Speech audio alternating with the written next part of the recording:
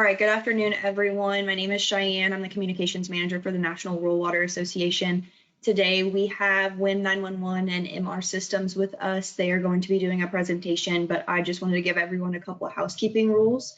If you are watching this live, you will automatically receive a copy of the recording and a certificate of attendance. If you're watching this after the fact as a recording, you will receive a copy of the recording, but you will have to email webinars@nrwa.org with a request for that certificate. So just let me know if you guys need one of those and we will get that handled. If you guys have any questions, you can enter those in the questions or chat tab over to your right in the toolbar.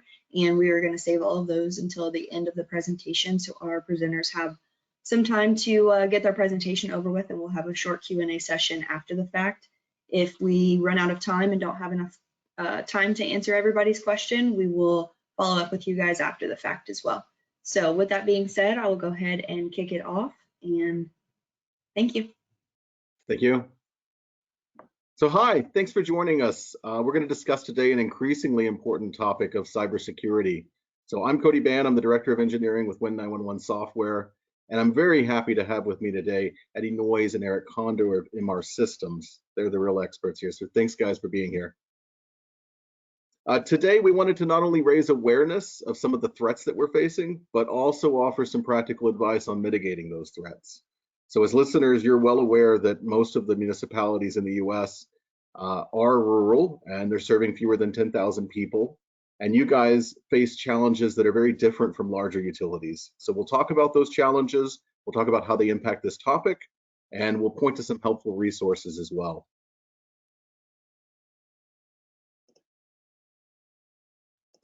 So let's start by looking at how we got here. Water utilities, like other industrial sectors, have experienced the digital transformation and the rise of the industrial Internet of Things over the past 2 decades. That's led to increased efficiency, made possible by greater data sharing across networks. Eric, how have industrial networks changed, particularly with respect to the air gaps? When I first started doing this about 20 years ago, air gap networks were the norm. So we had a lot of on-site visits to do any kind of work at the facilities. That quickly changed into very connected networks to the internet, but largely in very unsecure ways. And we wanted to give remote access, give us remote access to be able to remote into a machine and correct problems from several hours away. So it was very convenient, but we quickly found out that that was not the way to go. So the last several years, we're getting into more connected networks, but in more secure ways. So, implementing firewalls and segmented networks and various technologies like that to give the control and access we need, but also control, who can gain that access and who we can give that to. We do still see some air gap networks out there, but that's largely due to fear, usually from a past incident or a recent incident that may have happened when they thought they had a secured network, but did not. But that's we usually very quickly tell them that an air gap network is not necessarily the solution they should have or should want, but sometimes you can't convince people. Just fear is a very powerful thing. Absolutely, absolutely. And there's certainly cause for it in some circumstances. Eddie, what changes have you observed? Yes, so I guess one of the biggest things I've observed is the push towards single sign-on. We used to see SCADA systems where there would be one common account for operators to use and everybody had the same password, and sometimes it was even laminated and put on a nice little printout right next to the SCADA computer, so pretty much anybody that was there would know the password, and then if they left, there was really nothing to stop them from still connecting to those systems if they knew how at one point. So we're seeing single sign-on that integrates really well with domains, and it kind of enforces a password policy for everybody and also decreases the number of passwords they need to remember. So that they're regularly changing their password, and it's them that is signed on when it says there's a person signed on, and that's also creating a good way to integrate things like multi-factor authentication as well. Absolutely, absolutely, and we'll come back to that later in the presentation. But yeah, multi-factor authentication and not sharing certificate or security credentials, right. Absolutely good practices. So I'm glad to see the awareness increasing. But yeah, the driving forces behind this change aren't going away. The benefits simply outweigh the risks. So you can't stick your head in the sand here. However, the new risks do require consideration and planning. And so let's turn our attention to those. Cybercrime too has evolved. The digital transformations increase the potential attack surface of malicious activity. And with that, we've all observed a rise in ransomware. A survey by Sophos last year found that 2/3 of organizations had experienced a ransomware attack sometime in 2021. And of those, about half paid the ransom, but only about 4% got all of their data back after paying the ransom. So talk about a headache. Organizations faced an average of 1 month and $1.4 million to remediate these attacks. So it's a big problem. Eddie, how do these ransomware infections start? Yeah, so I guess it usually starts by somebody getting an email or they go to a website. In a lot of cases, they're targeted in the industry, like specific industries. So you might search something as benign as, South Carolina monthly operating report for DHEC. And that's something that water customers are going to have to report every month. So if they lose that, they might go and try to look up the latest standard. And then 4 or 5 links down, it looks like it might be the website, but it's actually set up and engineered so that people in this industry will click on it. And once you do that, they can do all sorts of things. It downloads a program onto your computer, takes the machine hostage, maybe it spreads across the network. And if you did that from your SCADA machine, then your SCADA network is compromised. Big trouble. Big trouble. Yeah. Eric, how have you seen customers affected by ransomware and cyber attacks? We've never seen a SCADA control system affected by ransomware directly.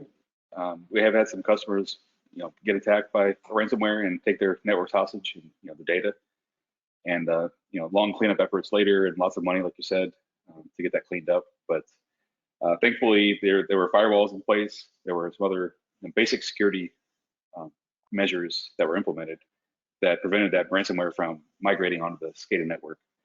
And also probably some best practices in place at the facility too. They weren't using thumb drives on the SCADA computers and transferring data from any personal devices to the SCADA network.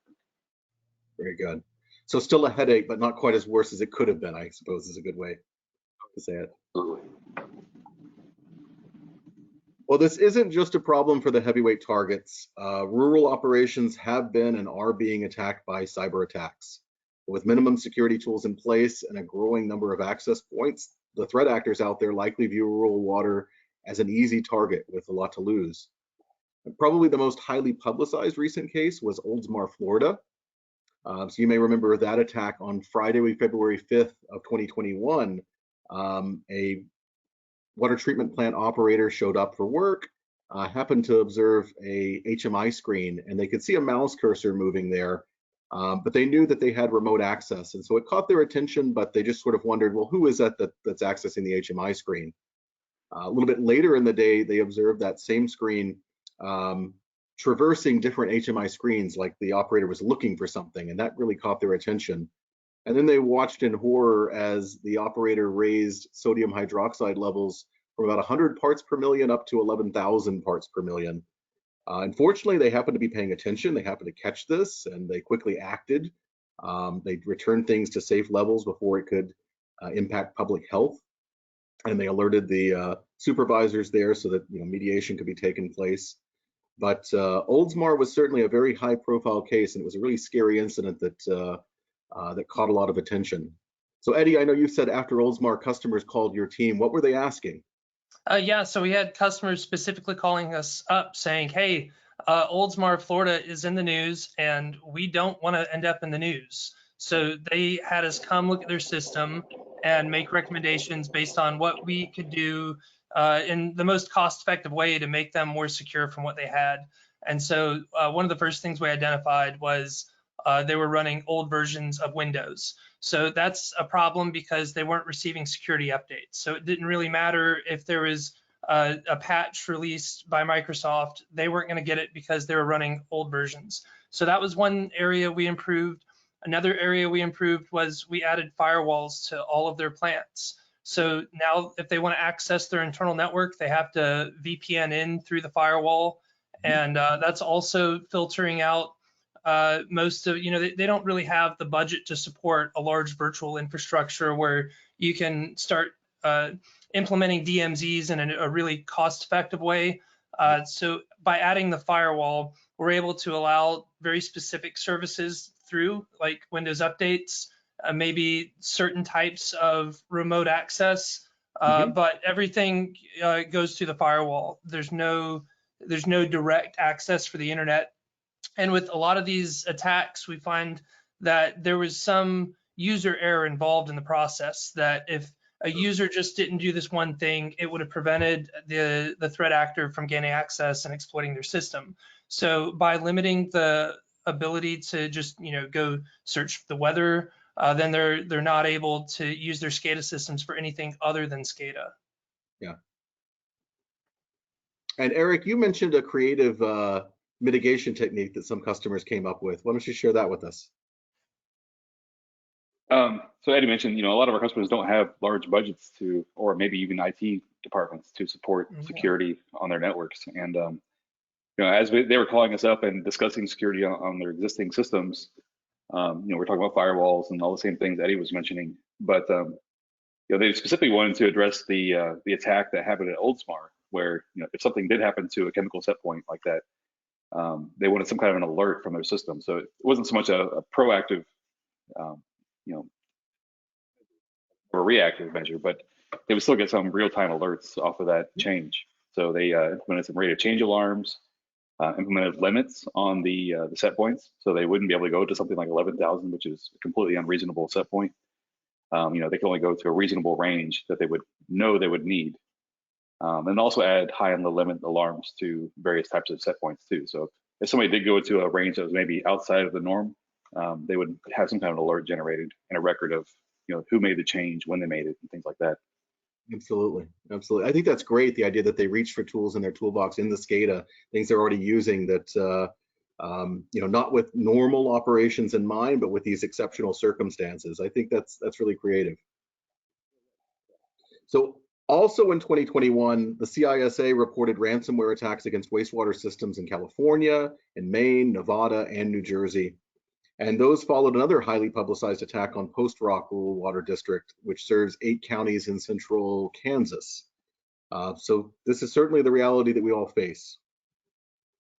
And what makes this new reality especially challenging for rural utilities? Well, first and foremost, it's a lack of expertise. Eric, you've previously made the remark that the concern is there, but the how is eluding the water treatment plant staff. How can systems integrators help with this challenge? At this point are becoming more familiar with security on SCADA networks, and we get a lot of the alerts from software vendors, and we know about the vulnerabilities that are happening. So I think tapping into your systems integrators, having conversations with your IT departments as well, and probably having everybody in the same room together to discuss the current state of your networks, maybe where we need to be, and you can quickly gain some support from IT and maybe some budget money, and start taking care of some of the low-hanging fruit as far as security goes. Firewalls seem to be one of the easiest, probably the biggest solution we can provide, honestly, that takes care of a lot of just the basic security threats that these operators are encountering every day. Absolutely. And then another common observation of water utilities is that their automation solutions and networks seem to be less standardized and more patchwork. Eddie, why is that? And how does that patchwork complicate updates and security? I think a lot of rural customers are a lot more reactive with their infrastructure and the upgrade cycle. They're not just considering upgrades to SCADA, but they're considering upgrading instrumentation, panels. Sometimes we're dealing with old 900 megahertz radio systems that we put in 10 years ago, and now the tree line is a few feet higher, and they're dealing with their remote sites dropping in and out from their SCADA. So they're just trying to maintain everything. And in a lot of cases, that's also difficult because they've got a lot of vendors, they're searching for the cheapest products, and they're not able to sole source an integrator that can pull all of this together and kind of meet that need of tying it all in and making it work, but also supporting them from the IT side that is usually lacking. Right. And how does that complicate security?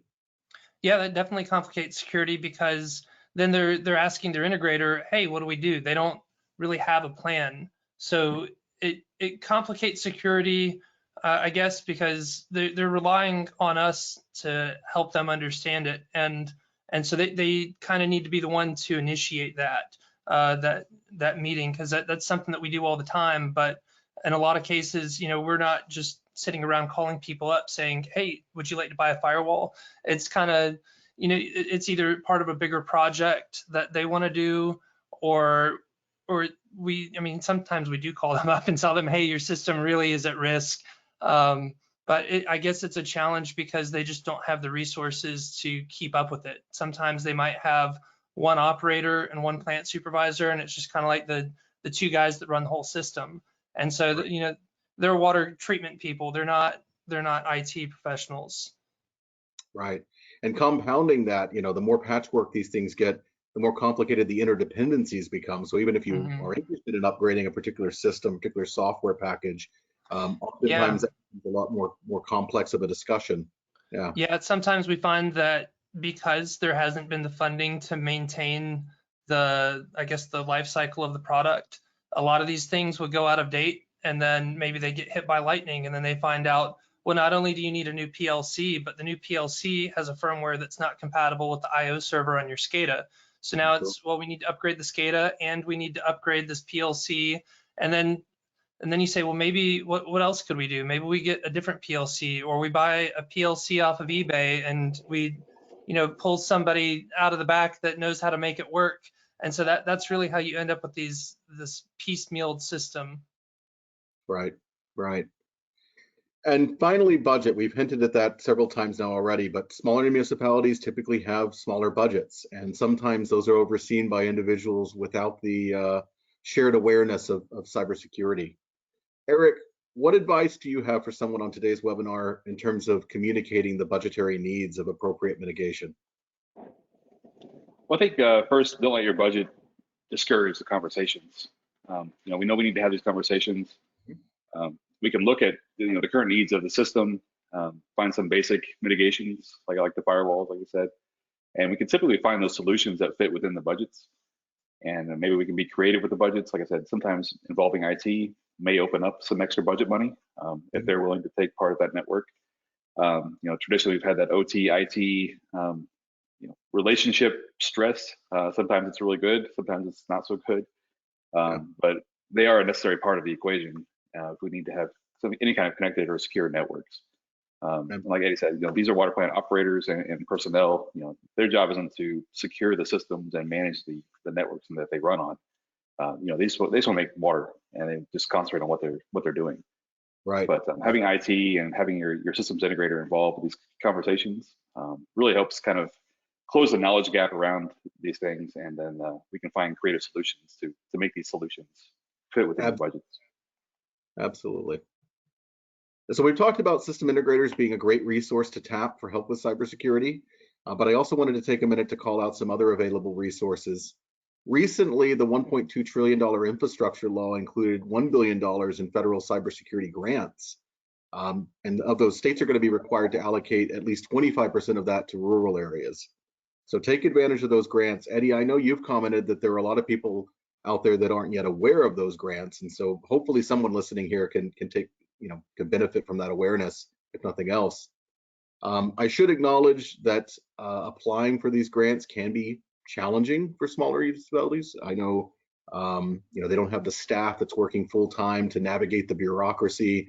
And so just getting those grants can be a bit of a challenge, or more of a challenge for the rural sector, but start early, and I think there's good things ahead. In addition to those federal resources, as you may know, the NRWA is an excellent resource. Last fall, they featured a webinar on the EPA's Water Infrastructure Finance and Innovation Act. And so if you didn't catch that, go check it out. It's worth seeing. Additionally, the NRWA and the Mission Critical Global Alliance signed a memorandum of understanding in 2021, affirming the commitment to cybersecurity education for the water sector. I personally think that sounds very promising because awareness and education really are the key. So let's talk a bit about what rural water sector personnel can do to mitigate these risks. and in particular, what they should prioritize given those limited resources. The first recommendation that I would share is cybersecurity awareness training, talking about some of those phishing attacks and the water hole attacks, just making all the plant personnel aware of that. Eric, what's been your experience with awareness training, and why is it important for organizations to increase their vigilance? Great help, even just internally in our own organization. Our IT manager, he randomly will send out phishing emails that kind of test, who's going to click on these links. And we've quickly learned after the first couple, what to spot, and then we went through some basic internal training as well from our security vendor for the hardware that we use. And, they give some basic tips on how to, investigate the links, spot phishing emails, and just kind of spot anything suspicious that might be coming across. But a lot of these programs are free. Like I said, the security vendor has a free program with a series of videos you can watch. There are some paid programs out there as well, but it's, you can go on YouTube and find these videos, just kind of educate yourself on what these things look like. Yeah, there are canned programs available from a variety of vendors that are inexpensive, and it really is low-hanging fruit. I think it really pays dividends to just, again, increase awareness across the organization and keep everybody vigilant. So second, take advantage of the inherent security offered by two-factor authentication wherever possible. There's going to be some legacy systems where that's just not built in, and for those older systems, you want to make sure you're using stronger passwords and you want to change them frequently. But wherever possible, use that multi-factor authentication. And related to that, one of the mistakes that Oldsmar made was giving all remote operators the same username and password. That's really a terrible practice, so stop sharing credentials. Finally, here at Win 911, we make remote notification easy and reliable for industry and infrastructure. So I'm obviously a big fan and a big believer in remote notification to increase situational awareness. Eddie, you had a personal experience last year that you previously shared regarding your banking accounts. And in light of that experience, how have notifications given you peace of mind? Yeah, so I had my identity stolen, and there were a number of things that happened, but kind of as a result, I've changed all of my passwords and usernames. And a lot of people don't think about their usernames, but I had been using the same username for everything pretty much. Social media, banks, it didn't matter what bank it was, I was using the same username. And so even if they get one password out of you, if they see that username, they might try that in other places. So that was one of the first things I did. You change your passwords everywhere, but also change your usernames, because that password you put in should hopefully be extremely unique to where you don't even know what it is. Like, I don't know what any of my bank passwords are. They're all in my password manager. And to get into that, I just need to know my one master password and then use an authenticator. So I use multi-factor authentication pretty much anywhere I can. And then I started thinking, well, what else can I do besides multi-factor authentication, strong passwords, usernames?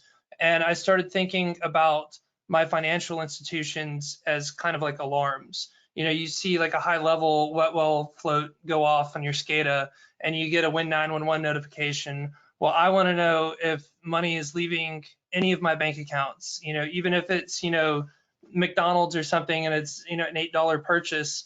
I want to know that that happened before something like a like on Instagram. So managing my notifications and kind of hiding the things that don't add value to my life, because if you are compromised, the sooner you can respond to it, then the less time you've given the attacker to, do whatever it is that they were planning. Sure, absolutely. And yeah, that proactive notification, again, big believer in it, whether you're talking about a storm or other irregularity or a cyber attack, it can be a big part of the solution. All right, so what about those skeletons in the server closet?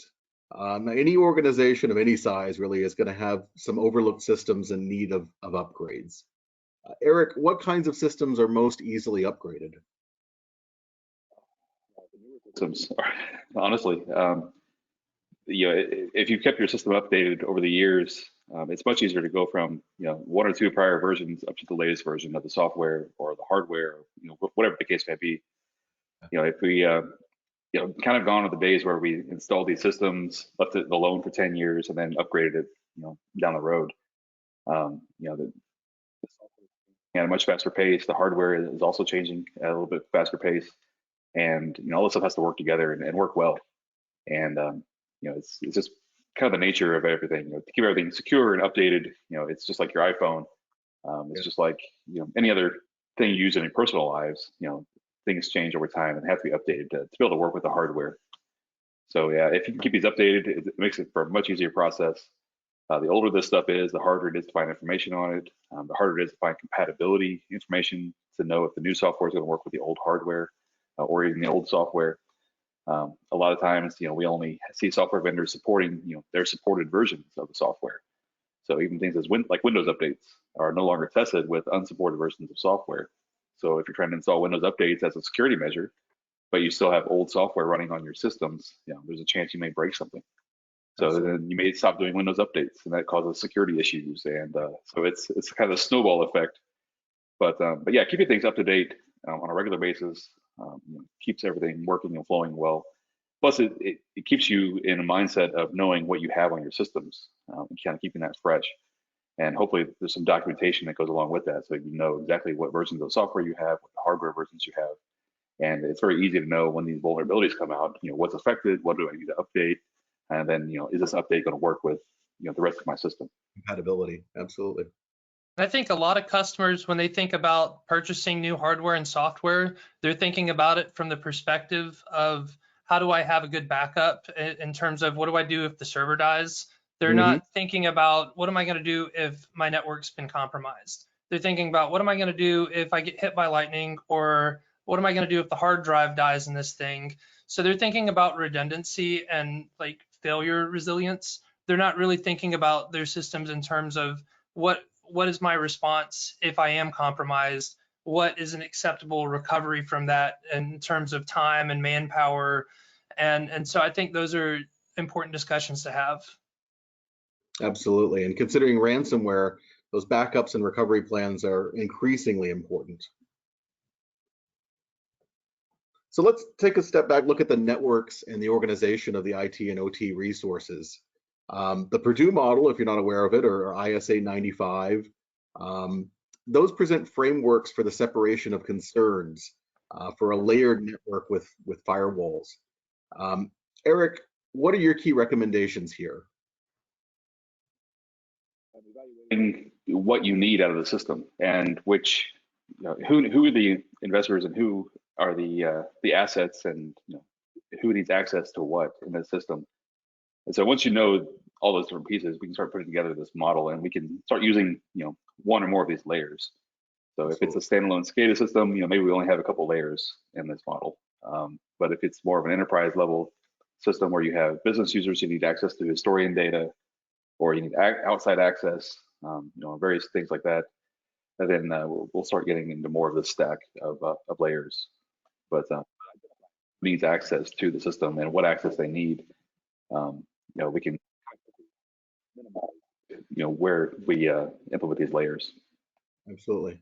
And we've already talked about firewalls, the importance of firewalls. VPN goes hand in hand with that. And then we also mentioned this idea of keeping the SCADA system for SCADA, not being able to check weather and browse the internet from that SCADA machine, really keeping it isolated and for its purpose. Eddie, you had some good comments on firewall restrictions I found interesting. Yeah, now I'm trying to remember what those are. I think the main thing we talked about previously was that adding a firewall is one of the easiest things you can do to make it immediately more difficult to gain access to your network. And that if you already have the firewall, it's going to be easier to split your network up into other segments as well. If you want to have a PLC network, a VFD drive network, maybe you've got an RTU network that comes in via cellular. You don't want to put a cellular RTU directly onto your SCADA network. If you can run it through your firewall, you're a lot more secure, because we've also seen attacks where they'll compromise the cellular gateway, and that's their entry point into the SCADA system. So I would say that that's probably the easiest thing that anybody can do, is to start thinking about a firewall. And I guess the next question people have is, well, if I've separated my network with this firewall, what happens if the firewall dies? And so the answer is, yeah, your whole network would go down, but there's other things you can do. You know, you can have high availability firewalls.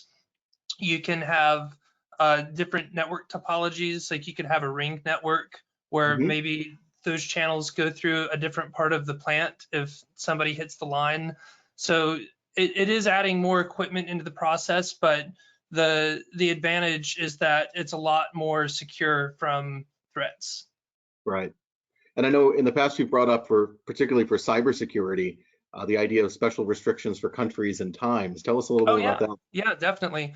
So even at my home network, I've restricted outside access to only IP addresses from within the US.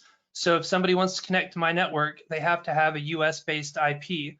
So of course that doesn't stop anybody from being on the other side of the planet and VPNing to a US-based IP, but they would have to know that I've specifically done that. There's also, in a lot of these firewalls, people, when they think of firewalls, they think of like the firewall in their home router, and it's something that they like to turn off because it made it difficult to connect up to Xbox Live or something like that. But a next generation firewall, in the context that we're installing them with our water and wastewater customers, is going to have a lot more advanced features like deep packet inspections that can determine the origins and really what the type of information is in those packets, and it can filter based on that as well. So you can block things that are coming from the dark web. You can block, it's easier to block things like DDoS attacks, things like that. And they're simple check boxes when you add these firewalls. And just like your antivirus updates, a properly configured firewall is going to continuously receive new updates to those systems. Yep. Updates are definitely part of the new reality. So there are considerations beyond the general concerns, and for these, I think it best to work with external advisors like an SI, and to include both OT and IT to identify and mitigate those unique concerns. Eric, how have you seen this sort of collaboration play out in the past? I mentioned before, there's sometimes a lot of stress between IT and OT, and so we've seen it play out in a lot of varied types of ways. But typically, it's very successful. Anytime you involve IT into these conversations, at the end of the day, everyone wants the business to run well.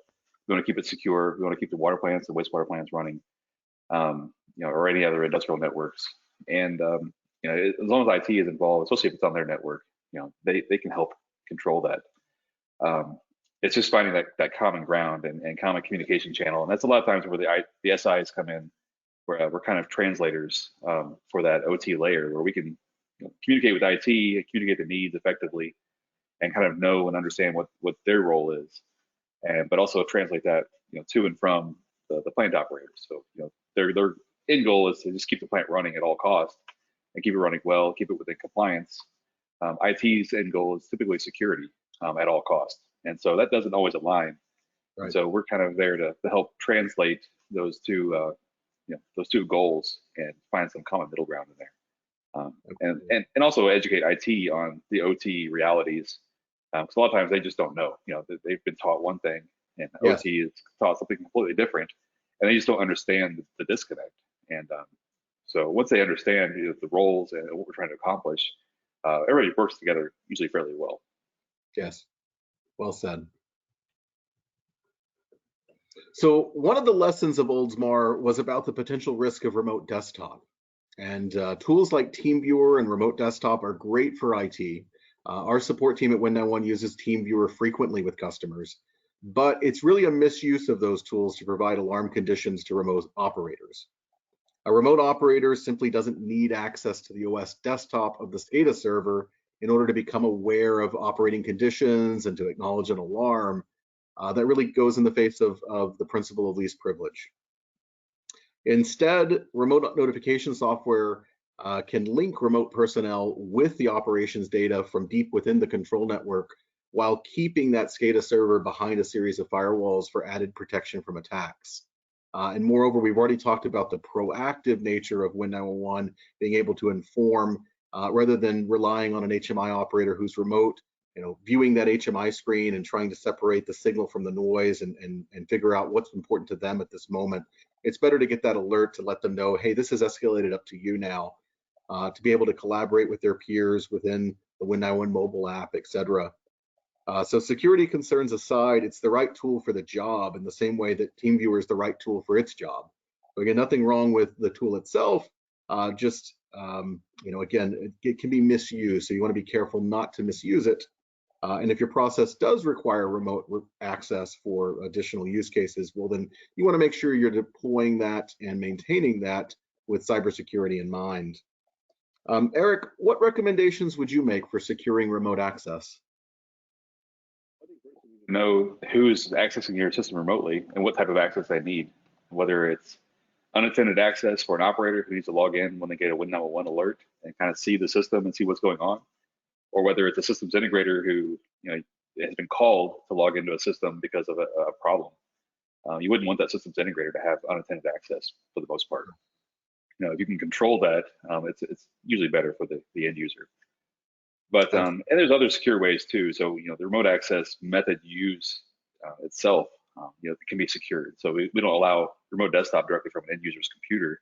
Maybe there's a jump server or Bastion server in a DMZ somewhere that they can jump into through a VPN connection that's secure, and then they can jump into their SCADA system from there. So there's no direct connections directly into the network. You're not going to pass viruses or ransomware from your personal machines into the SCADA network through that remote connection. So having that layered approach will help with security and help with the vulnerabilities. Great. And so finally, as we take a step back and look at the big picture, cyber attacks are indeed a new kind of threat, but threats generally aren't anything new to this audience. Mother Nature has given us a lot of challenges over the years, and these new man-made threats should be thought of in much the same way. They should be prepared for as a certainty. And over time, I think that shift in thinking is going to lay the path to connected infrastructure that's really resilient by design. Eddie, why are you optimistic about the future of cybersecurity in industry? I think I'm optimistic about it because I think it's going to provide a lot more opportunities for operators to be proactively monitoring their systems. I think we've been talking about cybersecurity, but it's just in terms of operations. I think when you add the cybersecurity, you're enabling operators to a whole new set of features that really other industries have had for a while, but just like the remote access, remote notifications, these are all things that are very difficult to do securely without the right infrastructure. So now that we're getting everybody on board with creating secure architectures, then when they call us up and say, hey, we want to add this new feature to our SCADA system, how do we do that? We say, well, you already have a virtualized server, you have a DMZ, you've got a firewall. Well, we'll just spin up a new VM and we'll create the rules in the firewall to allow the traffic through so that we can add that into your system.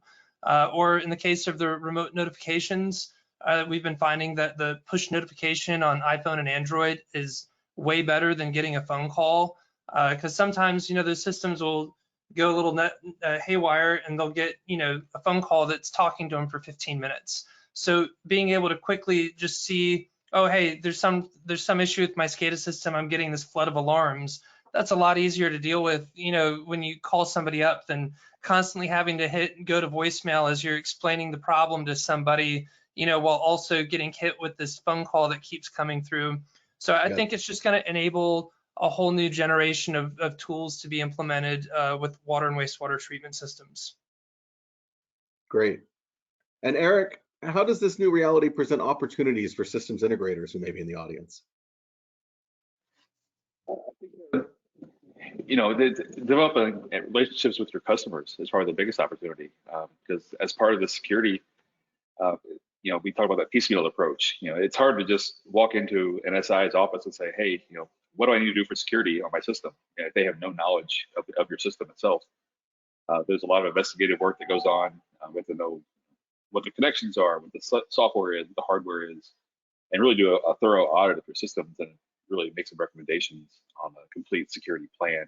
And so developing a relationship with an SI, I think is really important. An SI who could be familiar with your system, answer questions, educate you on the vulnerabilities, and just become intimately familiar. So we throw around this term at MR Systems as a trusted advisor, where we try to be just an advisor where a customer can call up and ask us any advice And then whether it's us or another SI that does the work, at least we've done our due diligence and we give them some sound advice on how to mitigate some issue or correct the problem or implement a new system.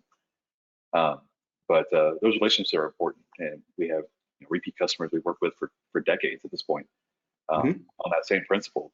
And so I think that's probably the biggest opportunity for integrators, but I believe it's also an opportunity for the plant owners themselves to have somebody kind of in their corner who knows about their system, who they do trust and rely on a regular basis to make recommendations, let them know when they are at risk of something happening or a new software vulnerability comes out that they may not be aware of.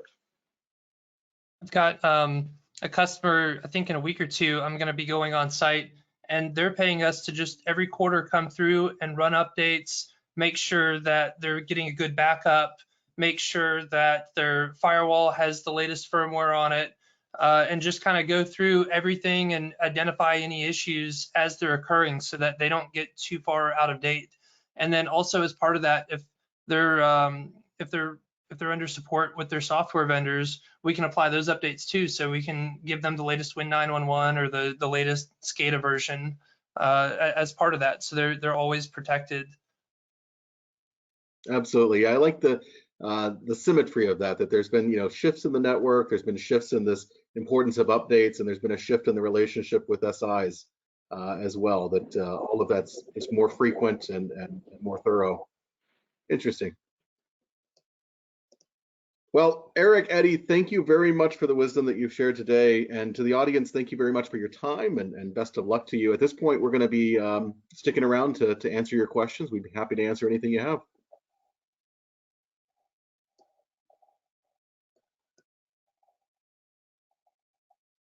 Pull those out.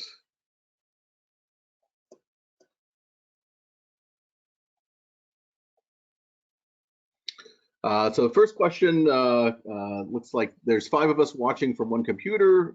Do we all need to be logged in individually, or is a group fine for the certificates? I think this was in relation to the like cybersecurity awareness training certificates. But Eric, Eddie, any comments on that one? That's on my end, Cody. Don't worry about that one. Sorry, I answered it on the back end. I thought you could see that. Sorry. Perfect. Oh yeah, it is stretched out a little bit. Sorry. Patching. So patching as a recommendation. Patching being equally important to multi-factor authentication. Eric, do you want to comment on that? Question. It's a question. Is patching equally important, or? Yeah. Yeah, I mean, I would say absolutely. The patching is typically security patches. Microsoft releases updates every, I believe it's Tuesday, and a lot of our software vendors will test those patches and release a list of updates, typically on a monthly basis. So all the patches that came out that month, they'll go through, they'll test them with their supported versions of the software, and then any approved patches will go into a list that's available for customers that have support agreements with those vendors. And they can quickly see, what Microsoft patches or what SQL Server patches, things like that can be installed. I definitely would, in regards to patching, try to reference some kind of a list of approved patches, just to make sure you don't break something. And if your software is too old to be tested with those patches, reach out to your SI and start getting together a plan and a budget together to upgrade your system. Absolutely. I guess I would also add onto the multi-factor, there's different types of multi-factor. A lot of people have been using SMS-based multi-factor, and there's, I don't think we have too much time to go into detail on that, but there's a lot of reasons why you should not be using SMS as your multi-factor. You should be doing it through an app where the token is attached to the device, which creates issues if you lose that device or break it, but there's other mitigations against that. But the attacker will essentially try to get your cell phone number. And once they have that, if you've used that for SMS-based authentications, they're going to potentially be able to get into those systems. Yeah, absolutely. That's a great point, that the MFA, not only all MFAs created equal. And yeah, the Authenticator app, certainly the preferred way to do that. SMS, there's some limited risk there. Email, I would definitely stay away from. The idea of second authentication with an email account, that's probably the weakest one. Yeah, certainly not all created equal there.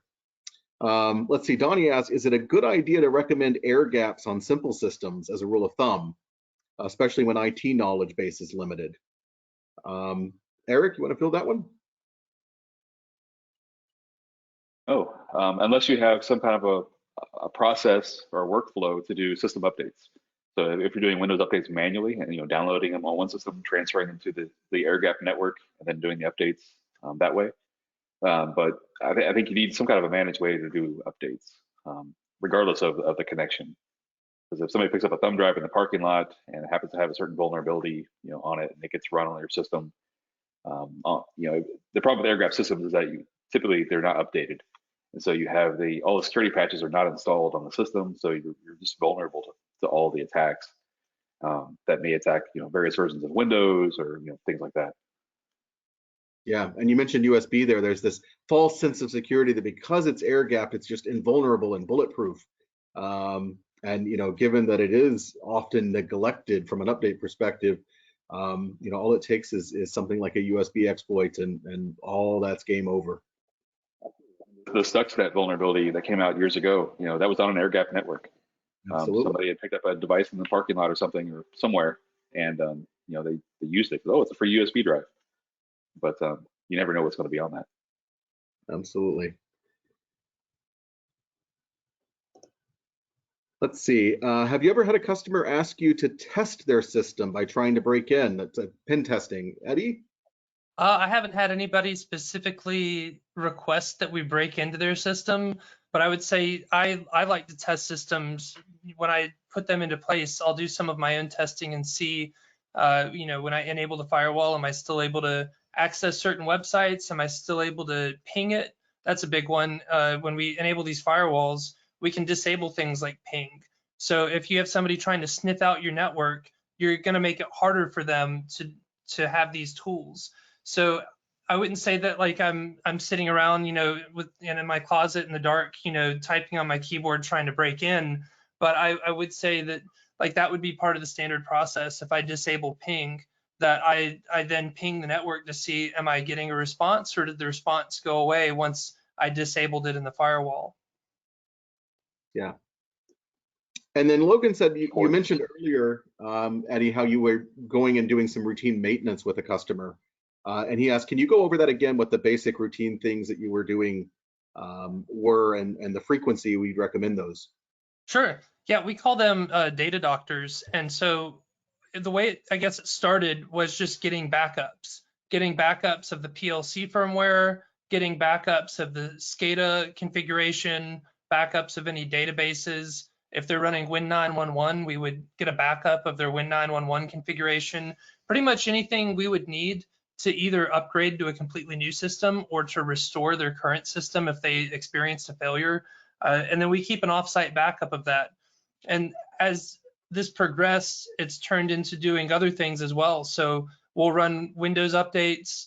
Maybe we upgrade their SCADA or their Win911 or whatever pieces of software they've integrated into their SCADA system. We upgrade those. We check. I've been to customers where I'm standing in front of the server and I go, hey, did you guys notice that blinking red light on your hard drive? No, we had no idea what that meant. I'm like, well, you got a bad hard drive. So I do some of that too. I identify, is everything working correctly? If they've got Wi-Fi, I look and see, what is the Wi-Fi password? Is it secure? Are they using a really old method to authenticate to their Wi-Fi that may have been exploited at this point? And so that helps us make recommendations to them on what their next step is. Sometimes, we go there, we're there for a few hours and we leave. And then other times we walk away and say, hey, there's this problem that we should be looking at addressing for you guys at some point soon. Let's see. Let's see, Nate asked, he says, we've implemented SentinelOne in our IT environment. Is there something similar that we could implement in OT, or is it possible, in fact, to use SentinelOne for OT as well? Any thoughts on that? I've heard of Sentinel-1, but I'm not super familiar with what it does. So I have to look into that and see. It looks like endpoint protection. I'm guessing that it's kind of like ESET or what's the one made by Forta EDR maybe? I think it's kind of along the lines of that. Is that what I'm getting? I do Most of believe these software vendors, they do provide a list of exclusions for antivirus software. You know, they used to test this stuff with some of the major vendors, you know, Symantec and McAfee, you know, back, you know, several years ago. But I don't know that they test them with the different providers anymore, but they usually provide some kind of a list of exclusions to program into those pieces of software just so that things are not affected on the SCADA networks. Yeah. I know that one of our customers right now is interested in after hours SCADA usage. So they shut down their manned operations around 3 or 4 o'clock every day. And throughout the evening, they're completely unmanned. They have remote operators monitoring their wastewater systems. And so they want to know who's logging in, were they actually scheduled to log in, how long they were logged in for, because they want to see people are logging in only when they need to, that they're not signing in and then staying signed in somewhere, and that their policies are being followed internally. And then they can run reports based on that. So they can see who was changing set points at what times, and they can kind of line that up with, you know, people that were scheduled to do the work and make sure that those were the people that were doing it and that it wasn't, nobody's going rogue, essentially. Let's see. Tashar asks, any thoughts on using Microsoft 365 Premium Defender antivirus software? I don't have any experience with that. Yeah, it shouldn't be a problem. Like, again, just as long as you have those exclusions programmed in there, and anytime you can test it on a separate machine that's maybe not on the SCADA network.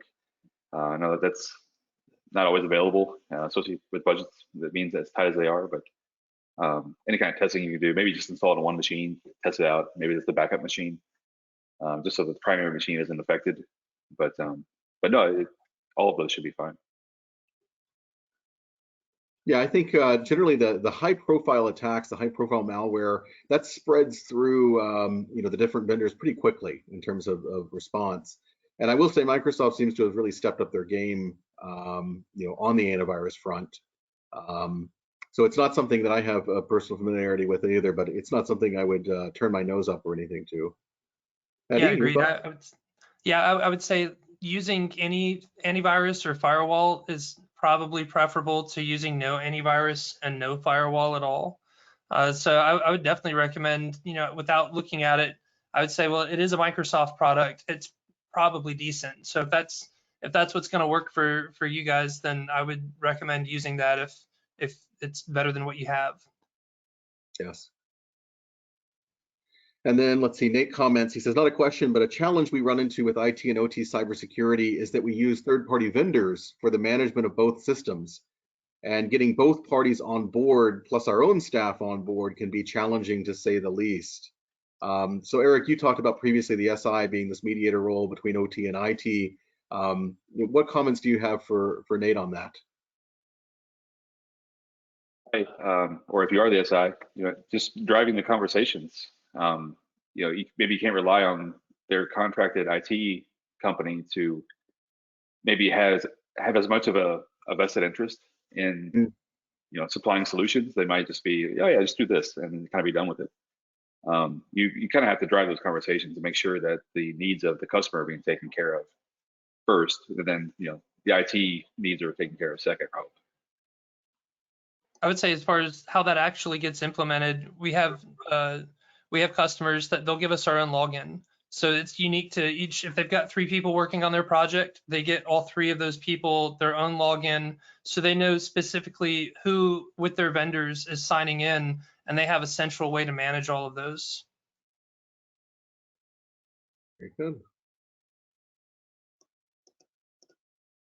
Well, that looks like all the questions that have come in. I think we're just under the hour here, but I think we'll probably leave it there. So yeah, if anyone has any additional questions, feel free to send. We'll try and follow up, of course. And thank you very much for your time. Best of luck to you. Awesome. Thanks, Cody. Thank you guys so much for everything today. Like I said earlier, if you guys are watching this live, you'll automatically receive that certificate of attendance. If you're watching this as a recording, please email webinars@nrwa.org and I can get those made for you. If you guys have any other questions for Cody and the rest of the crew, you can also send them to that email and we will get back to you as soon as possible. Thank you guys.